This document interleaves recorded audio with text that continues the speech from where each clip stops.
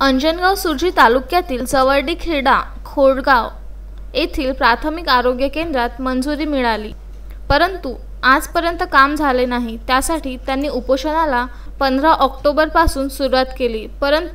परंतु 5व्या दिवशीही पालकमंत्री बच्चू कडू यांनी या उपोषणाला भेट देऊन अधिकाऱ्यांना धारेवर धरले व त्यांच्या समस्यांचे निरसन करून समाधान केले। उपोषणकर्त्यांच्या मागणीसाठी तहसीलदार, गटविकास अधिकारी, आरोग्य अधिकारी यांनी एकत्रित मीटिंग घेऊन त्या अवघ्या 8 दिवसात त्यांच्या समस्यांचे निरसन करावे, अन्यथा तुमच्यावर म्हणजेच मंजुरात असताना सुद्धा तुम्ही दिरंगाई केली यावर तुमच्यावर कारवाई केली जाईल, असे बच्चू कडू यांनी उपोषण मंडपाला भेट दिली असता म्हटले।